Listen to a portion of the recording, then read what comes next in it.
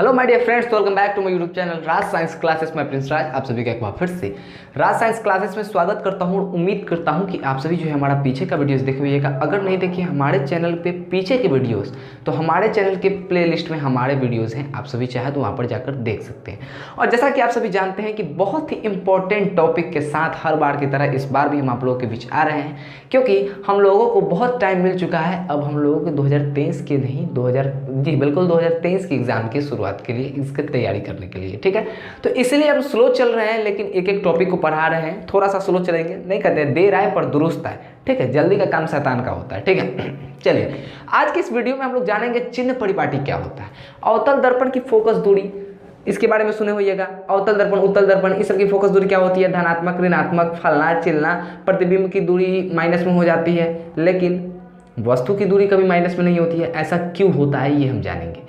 ऐसा क्यों होता है सो हम आपको इस वीडियो में बताने वाले हैं। आपको हम बताने वाले हैं कि उत्तल दर्पण की जो फोकस होती है वो धनात्मक होती है, ऐसा क्यों होता है, जबकि अवतल दर्पण की जो फोकस होती है वो कहीं ना कहीं ऋणात्मक होती है। ऐसा क्यों होता है हम आपको बताने वाले हैं। चलिए हम आपको बात बताने से पहले हम चलना चाहेंगे अपने वीडियोज़ की तरफ। तो देखिए वीडियो में हम लोग बात करेंगे क्या कि चिन्ह परिपाटी क्या होता है। जी बिल्कुल, इसको अगर इंग्लिश में बोलिएगा तो साइन कन्वेंशन क्या होता है। जी बिल्कुल, साइन कन्वेंशन मतलब कहने का मतलब है चिन्ह परिपाटी एक परिपाटी है क्या है जिसके अंतर्गत हम लोग चिन्ह मतलब कि प्लस माइनस ये हम लोग क्या करते हैं भैया, दर्शाते हैं वस्तु दूरी को, प्रतिबिंब दूरी को। इस समय दर्शाते हैं कि कौन प्लस है, धनात्मक है, कौन ऋणात्मक है। चलिए इस वीडियो को शुरुआत करते हैं। वीडियो की शुरुआत के लिए चलते हैं हम अपनी व्हाइट बोर्ड पे जो कि लिखा गया है। पहले एक बार चिन्ह परिपाटी का अगर आप लोगों ने स्क्रीनशॉट नहीं लिया तो लीजिए, क्योंकि हम कुछ चंद सेकेंडों में ही इसको मिटा देंगे, ठीक है। चिन्ह परिपाटी क्या होता है, गोलीय दर्पण द्वारा, समतल दर्पण में तो इसकी जरूरत ही नहीं पड़ती है, गोलीय दर्पण द्वारा किसी वस्तु का प्रतिबिंब कभी दर्पण के सामने तो कभी दर्पण के पीछे। इसे समझ में आई होगी बात, क्योंकि गोलीय दर्पण के बारे में बात कर रहा है। उत्तल दर्पण से अवतल दर्पण से आप लोगों ने देखा है क्या कि दर्पण के पीछे बनता है, उत्तल दर्पण से तो दर्पण के पीछे ही बनता है सिर्फ और सिर्फ, ठीक है। समझ में आई बातें कि नहीं बातें है, क्योंकि उत्तल जो भी काल्पनिक प्रतिबिंब है वो कहीं ना कहीं दर्पण के आपके पीछे, कहीं ना कहीं क्या पूरी की पूरी बातें बता रहे हैं हम, वो दर्पण के पीछे ही बनती है। समझ में आई बातें। तो वही बोल रहा है क्या कि गोलीय दर्पण द्वारा किसी वस्तु का प्रतिबिंब कभी दर्पण के सामने तो सामने अवतल दर्पण बनाता है, अवतल दर्पण भी कभी कभी क्या करता है, कभी नहीं एक बार के लिए पीछे वो बना देता है, ठीक है। तो कभी दर्पण के पीछे, यहाँ पे उत्तल दर्पण की बात हो रही है क्योंकि वो हमेशा दर्पण क्या करता है, उत्तल दर्पण में हमेशा प्रतिबिंब जो बनता है वो कहीं ना कहीं दर्पण के पीछे बनता है, अवतल दर्पण में भी बनता है एक बार के लिए, ठीक है। समझ में आई बात है। तो कभी दर्पण के सामने तो कभी दर्पण के पीछे बनता है। इसलिए इन दोनों स्थितियों में अंतर स्पष्ट करने के लिए, अब इन दोनों स्थितियों में हम लोगों को अंतर स्पष्ट करना होगा। अंतर स्पष्ट करने के लिए हमें एक परिपाटी की आवश्यकता होती है जिसे चिन्ह परिपाटी कहते हैं। आज का इसका प्रचलित नाम क्या हो गया है, निर्देशांक चिन्ह परिपाटी हो गया। अब निर्देशांक क्यों इसका नाम पड़ा है आप सभी भली बात ही जानते होइएगा। ऐसा इसलिए इसका नाम पड़ा है क्योंकि आप सभी जानते होइएगा कि अगर 10वां में है तो निर्देशांक ज्यामिति पढ़े हुए कि नहीं पढ़े हुए, उसमें आप लोगों को ज़्यादातर यही पढ़ना है, एक्स वाई एक्स के बारे में पढ़ना है, प्लस माइनस के बारे में पढ़ना है। इसलिए इसका नाम निर्देशांक ज्यामिति रख दिया गया है, क्योंकि बिल्कुल सेम टू सेम ये ग्राफ की तरह ही काम करेगा। चलिए इसके नियम अनुसार क्या क्या बातें होती हैं उसको हम बताने के लिए हम ऊपर वाले चीज़ को मिटाएंगे, ऊपर वाले जो हम लिखे हैं उसको मिटाएंगे। चिन्ह परिपाटी क्या होता है इसको हम मिटाएंगे। तो कृपया आप लोग अगर इसको नोट नहीं किए थे तो नोट कर लीजिए। आप लोगों से विनम्र निवेदन हम लोग करते रहते हैं और ये कहते रहते हैं कि मेरा वीडियो देखते देखते कोई बच्चा सोइएगा नहीं, क्योंकि जो बच्चा मेरा वीडियो देखते देखते सो जाए ऐसा तो फिर ये मेरी बेइज्जती हो जाएगी, ठीक है। क्योंकि भाई प्रिंस सर जी का वीडियो देख रहे हैं, अगर आप सो जा रहे हैं, इसके सोना तो खैर ये जायज बात नहीं है, लेकिन कितने लोगों को बोरिंग फील हो रहा होगा। ऐसा क्यों, आप सभी सोच रहे होगा कि क्या प्रिंस एकदम जोश में हर बार जोश में रहते हैं, इस बार क्यों नहीं है, मतलब आते ही मतलब एकदम स्पीड में बोलते हैं। बहुत बच्चों का कमेंट आता है कि सर आप बोलते थोड़ा सा बहुत ही स्पीड में, ठीक है। तो इसको हम लोग कहीं ना कहीं सुधारने की कोशिश कर रहे हैं। आप लोग का जो कमेंट होता है उस पर कहीं ना कहीं हम लोग अमल करना शुरू कर रहे हैं, ठीक है। सुधार रहे हैं कि थोड़ा सा ज़्यादा स्पीड, हमको भी लगता है कहीं ना कहीं बहुत जल्दी बोलते हैं, ठीक है। जो मेरा 20 मिनट का वीडियो होता है वो कहीं ना कहीं मैं 15 मिनट में समाप्त कर देता हूँ, इसलिए बहुत जल्दी बोलता हूँ। इसलिए थोड़ा सा हम कोशिश कर रहे हैं कि थोड़ा धीमा बोला जाए, थोड़ा सा धीरे धीरे बोला जाए, जिससे आप लोगों को कानों तक ये मेरी आवाज़ें क्या हो स्पष्ट रूप से पहुंच पाए। नहीं तो हम फोकस दूरी पर, हम वक्रता के अंदर पे रहते हैं तो आप लोग का दिमाग फोकस पे अटा रहता है, ठीक है, अटका रहता है, इसलिए हम बता रहे हैं। चलिए इसको नियम के अनुसार चिन्ह परिपाटी को समझने के लिए हम लोग लेंगे सबसे पहले अवतल दर्पण और उत्तल दर्पण। अवतल दर्पण क्या होते हैं, उत्तल दर्पण क्या होते हैं, उसको हम देख लेते हैं। चलिए सबसे पहले एक उत्तल दर्पण लेते हैं, सॉरी उत्तल नहीं अवतल ले लेते हैं। चलिए कोई दिक्कत है क्या, उत्तल लें अवतल लें, कोई दिक्कत नहीं, चलिए क्या ज़रूरत है। ये हो गया हमारा अवतल दर्पण, ठीक है। एक अवतल दर्पण ले लिया हम लोगों ने, ले लिया कि नहीं ले लिया। अब एक लेते हैं हम लोग उत्तल दर्पण, क्या लेते हैं, एक लेते हैं हम लोग उत्तल दर्पण, ठीक है। उत्तल दर्पण ले लिया हम लोगों ने। चल स्पष्ट रूप से आप लोगों को दिखाई दे रहा होगा कि ये सब रचित किया गया पार्ट को। ये हो गया आपका उत्तल दर्पण का ध्रुव, ये हो गया आपका मुख्य फोकस, और ये हो गया वक्रता केंद्र। ये हो गया आपका क्या, ध्रुव, ये हो गया आपका मुख्य फोकस, और ये हो गया आपका वक्रता केंद्र। दरअसल आप देख सकते हैं क्या कि ये जो दर्पण है आपका अवतल दर्पण, कौन सा दर्पण है, ये अवतल है। और ये जो दर्पण है आपका कहीं ना कहीं क्या है, पूरा का पूरा स्पष्ट रूप से उत्तल दर्पण है। क्या है, उत्तल दर्पण है। अब आप बातें कर रहे होइएगा, उससे पहले हमको देखना है कि वीडियो कट नहीं हो गई। चलिए वीडियो अभी चल रही है, क्योंकि भैया डर लगता है कि इतना मेहनत से हम आप लोगों को बताते हैं और वीडियो कभी कभी कट हो जाती है तो हमको मालूम नहीं पड़ती, और हम यहाँ पे क्या करते रहते हैं, बोलते रहते हैं, और आप लोग का वीडियो रिकॉर्ड नहीं होता रहता है। चलिए अवतल दर्पण उत्तल दर्पण, इसमें हम लोग जानेंगे क्या कि दरअसल यहाँ पर नियम क्या बोलता है, इसके 5 प्रमुख नियम के बारे में जानते हैं। इसके नियम के अनुसार जो 5 प्रमुख बातें जो निकल कर आती है वो क्या होती है। चलिए इसके नियम के अनुसार किसी भी गोलीय दर्पण, चाहे वो अवतल हो चाहे वो उत्तल हो, कोई फर्क नहीं पड़ता, गोलीय दर्पण होना चाहिए। इसके नियम के अनुसार किसी भी गोलीय दर्पण के ध्रुव को मूल बिंदु माना जाता है। मूल बिंदु, निर्देशांक ज्यामिति अगर पढ़े होइएगा तो आप लोग को मालूम होगा तो मूल बिंदु किसके कहते हैं, ठीक है। ग्राफ में कुछ इस टाइप का होता है, ऐसे ऐसे, और यहाँ पे होता है मूल बिंदु, होता है कि नहीं। ये होता है आपका वाई अक्ष और ये होता है आपका एक्स अक्ष, होता है कि नहीं। और ये जो बीच वाला बिंदु होता है ना, इसको कहते हैं ओ। इधर होता है प्लस वाला मान, इधर वाला होता है माइनस वाला मान, इधर होता है प्लस वाला मान, इधर होता है माइनस वाला मान। तो ये सभी बात आपको समझ में आ गई होगी। जैसे बता दिए कि मूल बिंदु कौन होता है, ठीक है। मूल बिंदु ये बीच में होता है, ठीक है। तो इसके नियम के अनुसार, निर्देशांक चिन्ह परिपाटी के नियम के अनुसार आपका दर्पण कोई सा भी होना चाहिए, गोलीय दर्पण में कोई सा भी दर्पण होना चाहिए। आपको क्या होगा कि ध्रुव जो होगा ना, उसको आप लोगों को क्या मानना पड़ेगा, मूल बिंदु मानना पड़ेगा। अब चाहे ये हो ध्रुव, चाहे ये अवतल दर्पण का ध्रुव हो, चाहे वो उत्तल दर्पण का ध्रुव हो, अब इसको हम लोग मान लेते हैं क्या, मूल बिंदु मान लेते हैं। क्या मान लिए, आपको मानना पड़ेगा ही मानना पड़ेगा। इसको क्या मान लेते हैं हम लोग, मूल बिंदु मानना पड़ेगा। क्या मानना पड़ेगा, मूल बिंदु मानते हैं, ठीक है। इसमें माने उसमें भी स्पष्ट है कि मान लेंगे। चलिए अब अगर बातें करते हैं यहाँ पर, तो बोलता है कि आपतित प्रकाश की दिशा में मापी गई दूरियां धनात्मक होती है। तो एक बात बताइए, जब अवतल दर्पण का परावर्तक सतह इधर है तो जो आएगा, जो पड़ेगा, जो मतलब आपतित किरण आएगा परावर्तन के लिए, तो कहीं ना कहीं परावर्तक सतह के सामने से ही तो आएगा। इस पर ऐसे आएगा और इस पर ऐसे आएगा। आएगा कि नहीं आएगा, आएगा कि नहीं आएगा जी, आएगा। क्या होगा, आएगा। अब ऐसा क्यों होगा, कैसे होगा, अब हम आपको बताते हैं। ये आपतित किरण है, हर बार तो हम ऐसे ही आपतित किरण को दर्शाते हैं। चलिए तो दूसरा जो बोल रहा है, दूसरे नियम के अनुसार जो दूसरा बातें निकल के आई, वो बोल रहा है कि आपतित प्रकाश यानी कि इस प्रकाश की दिशा में मापी गई दूरियां, यानी कि इस प्रकाश की दिशा देख रहे हो आगे की ओर जा रहा है, इसमें भी आगे की ओर जा रहा है। तो इस प्रकाश की जो मतलब आपतित प्रकाश जो हो गया, यानी कि ये दोनों प्रकाश जो आपतित है, इसकी दिशा में मापी गई, यानी कि इसकी दिशा में मापी गई जो दूरी होगी, इधर से जो दूरी मापेंगे इसकी दिशा में, वो क्या होगी, हमेशा धनात्मक होगी। वो कैसी होगी, वो दूरियां धनात्मक होती है। क्या होती है, अब धनात्मक होती है। अब आप लोग सोचिएगा कि भैया ये क्या बोल दिया, अब हम आपको बताते हैं। दरअसल आपको बात बताते हैं, अवतल दर्पण उत्तल दर्पण, कभी भी आप लोग को दर्पण सूत्र में बहुत जल्द लेकर आने वाले हैं। अगला टॉपिक दर्पण सूत्र ही है, लेकिन हम कुछ वीडियो के बाद लेकर आएंगे दर्पण सूत्र को, ठीक है, क्योंकि उसमें आप लोग को बहुत ज़्यादा बेसिक की जरूरत पड़ेगी, इसलिए हम आपको लेकर आ रहे हैं और बहुत अच्छी तरीके से समझाने का प्रयास कर रहे हैं। हम भी खुद अच्छे से समझ रहे हैं उसको, क्योंकि हम आपको और भी अच्छे से समझा सके, ठीक है। चलिए तो जैसे ही आपको अगर एक न्यूमेरिकल्स टाइप का आता है, आपको फोकस दूरी दे देगा, वस्तु दूरी दे देगा, प्रतिबिंब दूरी ज्ञात करने के लिए बोल देगा, ठीक है। तो कुछ एक फॉर्मूला होता है जिसको हम लोग कहते हैं दर्पण सूत्र कहते हैं। इसी दर्पण सूत्र को प्राप्त करना होता है हम लोगों को। तो उसमें जो होता है ना, वो प्रतिबिंब दूरी होता है। क्या होता है, एक प्रतिबिंब दूरी होता है। हम आपको बता देते हैं, एक प्रतिबिंब दूरी होता है, प्रतिबिंब दूरी, जिसको हम लोग भी से सूचित करते हैं, ठीक है। एक होता है आपका वस्तु दूरी होता है। क्या होता है, एक वस्तु दूरी होता है, ठीक है। इसको हम लोग क्या से सूचित करते हैं, यू से सूचित करते हैं, ठीक है। यू टाइप का हो गया, ये यू है, ये भी है। एक होता है आपका फोकस दूरी, जिसको आप सभी जानते हैं कि एफ से सूचित करते हैं। फोकस दूरी को छोटा सा एफ से सूचित किया जाता है। एक होता है आपका वक्रता त्रिज्या जिसके बारे में भी आप लोग को स्पष्ट रूप से मालूम है कि इसको बड़ी आर से सूचित किया जाता है। आप सभी को स्पष्ट रूप से ये मालूम पड़ गई।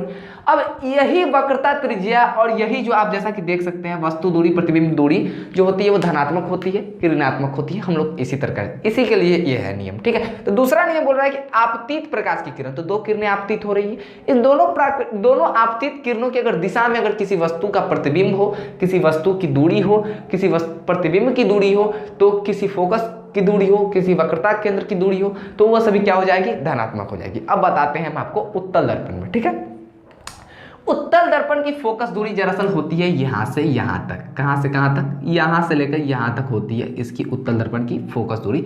ध्रुव और वक्रता, ध्रुव और मुख्य फोकस के बीच की दूरी को हम लोग कहते हैं फोकस दूरी। ठीक है, तो ये कहीं ना कहीं देखिएगा आप क्या कि उत्तल दर्पण में जो ये फोकस दूरी है ये कहीं ना कहीं आपतित अगर किरण है तो कहीं ना कहीं इमेजिन कीजिए, तो ये परावर्तन के बाद तो इस साइड चला जाएगा, लेकिन इमेजिन कीजिए कि ये आगे की ओर जब बढ़ेगा तो इसी दिशा में ना रहेगा, आगे की ओर इसी दिशा में ना जा रहा है, जाएगा तो इसी दिशा में जाते चला जाएगा। मानते हैं, कल्पना करते हैं भाई, किरणों का काल्पनिक कटान हम बनाने वाले हैं। प्रतिबिंब कैसे करते थे, कल्पना, उसी प्रकार इसको भी कल्पना कर रहे हैं। ठीक है, तो देख सकते हैं कि प्रतिबिंब यहाँ पे जो है क्या हो रहा है, ये जो दूरी है ये क्या हो रही है, आपतित किरण जो है कहीं ना कहीं सीधे जा रही है और इसी की दिशा में ना ये फोकस दूरी है, यहां से लेकर यहां तक के बीच की दूरी, तो ये फोकस दूरी हो जाएगी भैया आपकी धनात्मक हो जाएगी। क्या हो जाएगी, धनात्मक हो जाएगी। अब आप भैया कहिएगा कैसे, तो चूंकि नियम के कथन के अनुसार आपतित प्रकाश की किरण में मापी गई दूरियां धनात्मक होती हैं। क्या होती है, धनात्मक होती है। यहां पे आपको देखने को मिल गई।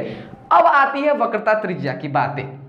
ध्रुव और वक्रता केंद्र के बीच की दूरी को हम लोग क्या कहते हैं, वक्रता त्रिज्या कहते हैं। क्या कहते हैं, ध्रुव और वक्रता केंद्र के बीच की दूरी को हम लोग कहते हैं वक्रता त्रिज्या। अब ये धनात्मक होगा कि ऋणात्मक, तो ये भी धनात्मक होगा। कैसे, हम आपको बताते हैं।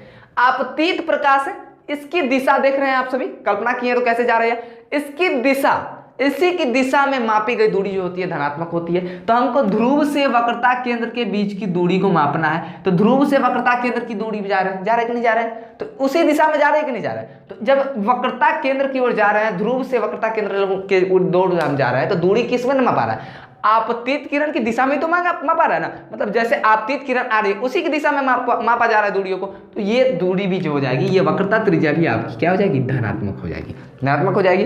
अब रहे बात प्रतिबिंब की और वस्तु दूरी की, वो भी हम आपको समझाएंगे। अभी चलिए, ये पहला हम सभी मूल बिंदु को समझ चुके हैं। ठीक है, दूसरा भी हम लोगों ने समझ लिया, आपतित प्रकाश की दिशा में वाली किरण को। ठीक है, अब तीसरा है क्या कि आपतित प्रकाश के विपरीत दिशा में मापी गई दूरियां ऋणात्मक होती है। अब दरअसल क्या बातें हैं भैया, तो इससे पहले एक कथन हम लोगों ने देखा था कि आपतित प्रकाश की दिशा में, यानी कि जिस दिशा में आपतित किरण जा रही है उसी दिशा में अगर किसी दूरी को मापते हैं, जैसे कि इस दिशा में जा रही है आपतित किरण और इसी दिशा में अगर हम दूरी को मापते हैं तो दूरी क्या होती है, धनात्मक होती है। समझ में आई बात है। लेकिन अब विपरीत है कि अगर किसी मतलब कोई भी आपतित प्रकाश की किरण जो है, आपतित प्रकाश इधर हो रही है, प्रकाश की किरण इधर आपतित हो रही है और इससे अपोजिट साइड में अगर दूरी नापते हैं, मतलब प्रकाश की किरण इधर देखने में हमको लग रहा है कि इधर जा रहा है, ठीक है, लेकिन दूरी को अगर इसके विपरीत मापिएगा, विपरीत कहने का मतलब है इसके उल्टा, अगर ये जा रही है इस साइड तो मापिएगा इस साइड,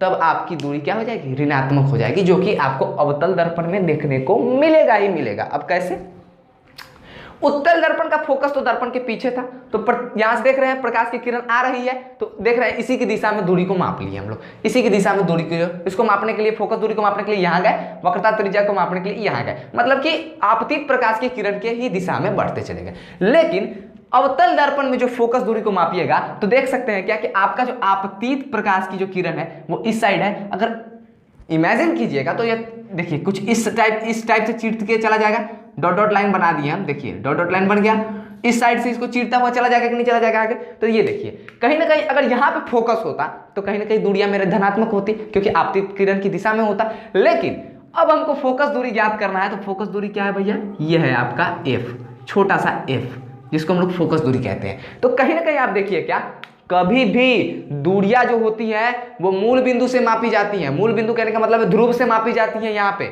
अब ऐसा नहीं है कि वक्रता त्रिज्या को हमको मापना है तो हम वक्रता त्रिज्या से, आप कहिएगा कौन चीज कि वक्रता त्रिज्या से हम फोकस कि इधर की ओर जाएंगे, वक्रता त्रिज्या से ध्रुव की ओर जाएंगे तो ये तो वक्रता त्रिज्या ज्ञात होगा, मतलब वक्रता केंद्र से अगर ध्रुव की ओर जाएंगे तो वक्रता त्रिज्या नहीं ज्ञात होगा।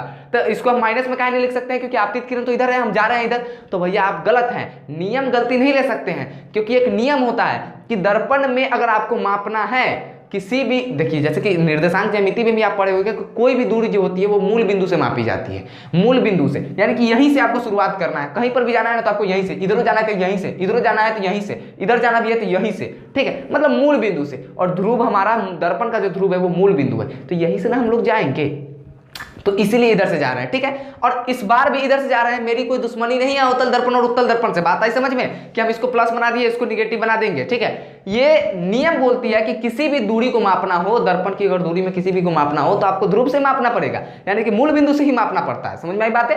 तो देखिए आपतित प्रकाश की किरण इधर है, फोकस दूरी हमको मापना है तो हम जाएंगे कहाँ, देख सकते हैं आप, हम जाएंगे कहाँ, यहाँ पर जाएंगे, इधर की ओर, ध्रुव से इधर जाएंगे। तो ये आ रही है प्रकाश की किरण इधर और हम जा रहे हैं इधर, मतलब उल्टी दिशा में जा रहे हैं, मतलब उल्टी गंगा यहाँ पे बह रही है। तो जब उल्टी गंगा बहेगी ना भैया तो ये निगेटिव हो जाएगा। क्या हो जाएगा? फोकस दूरी आपका हो जाएगा ऋणात्मक।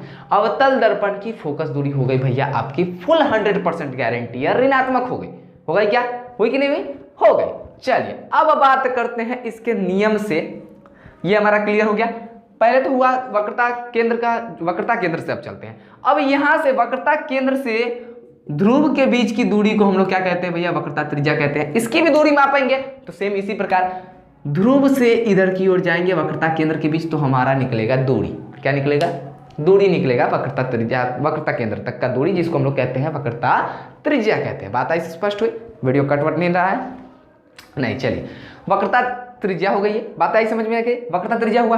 अब देख सकते हैं कि मूल बिंदु से जब चले हैं तो आपतित किरण इधर और हम जा रहे हैं इधर, मतलब किरण की उल्टी दिशा में जा रहे हैं। आपतित प्रकाश की किरण की जो है उसके उल्टी दिशा में जा रहे हैं। तो जब उल्टी गंगा बहाते हैं तो क्या होता है भैया? सब चीज खराब होता है, मतलब कि निगेटिव चला जाएगा। तो ये भी निगेटिव चला जाएगा, मतलब ये भी क्या हो गया आपका? ऋणात्मक हो गया। क्या हो गया? ये भी निगेटिव हो गया, ये भी ऋणात्मक हो गया। मतलब अवतल दर्पण की फोकस दूरी और वक्रता त्रिज्या ऋणात्मक होती है तथा उत्तल दर्पण की फोकस दूरी और वक्रता त्रिज्या धनात्मक होती है। ये बात स्पष्ट हुई कि नहीं स्पष्ट हुई? अब चलते हैं, प्रतिबिंब की दूरी जो होती है वो कहीं ना कहीं धनात्मक भी होती है, कहीं ना कहीं ऋणात्मक भी होती है, क्योंकि कभी कभी प्रतिबिंब दर्पण के पीछे बनता है तो कभी दर्पण के आगे। तो जब दर्पण के सामने बनेगा, जब दर्पण के सामने बनेगा, उत्तल दर्पण में अगर दर्पण के सामने बनता है, बनता तो खैर नहीं खैर, यहाँ पे हमेशा पीछे बनता है, तो यहाँ पर इसकी प्रतिबिंब दूरी क्या होगी? धनात्मक होगी, क्योंकि प्रकाश की किरण की दिशा में है। लेकिन इसके सामने कभी कभी अवतल दर्पण में तो एक ही बार पीछे बनता है, बाकी सब बार तो सामने बनता है। तो प्रकाश की किरण अगर प्रतिबिंब की दूरी मापिएगा तो ये कहीं ना कहीं आपको प्रकाश की विपरीत दिशा में जाना पड़ेगा, आपतित प्रकाश की विपरीत दिशा में, तो ये कहीं ना कहीं आपका क्या हो जाएगा? ऋणात्मक भी हो जाएगा। चलिए उस पर भी हम लोग चर्चा करेंगे। ये तीसरा भी हम लोगों ने कंप्लीट कर लिया। अब बातें करें मुख्य अक्ष के ऊपर लंबवत सभी दूरियां धनात्मक होती हैं। अब आपका देखिए, जब मूल बिंदु ई है तो मुख्य अक्ष कौन होगा? मुख्य अक्ष भी तो यही ना होगा। जब मूल बिंदु हई है तो मुख्य अक्ष भी तो यही होगा। होगा कि नहीं होगा? होगा कि नहीं होगा? आपको हम समझाने के लिए थोड़ा सा फ्रेश पिक्चर लेते हैं, ठीक है। चलिए हम आपको दिखाते हैं, जरा सा एक पिक्चर को हम आपको यहाँ पे दिखाते हैं। चलिए अब अवतल पे समझिए चाहे उत्तल पे, अब बात बराबर है। अब यहाँ से कोई नहीं हटने वाली है। यही तीन जो थी वो प्रॉब्लम करती थी, सभी दर्पण में अलग अलग होती थी।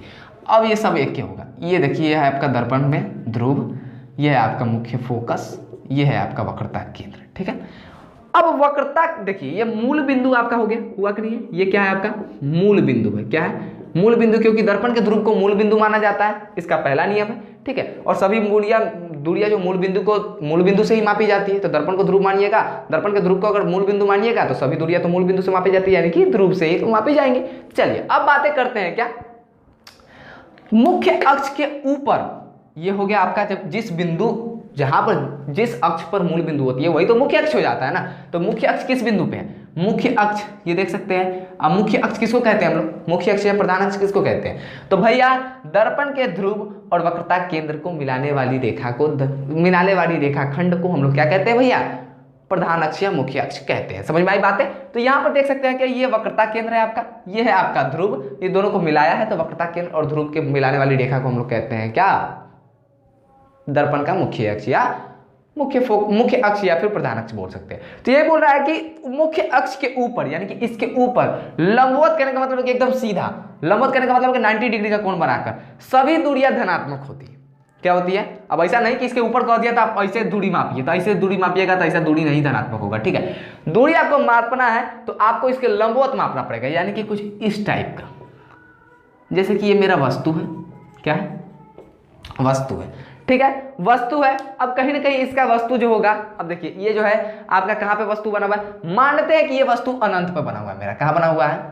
अनंत पे बना हुआ है। कहाँ बना है? अनंत पे।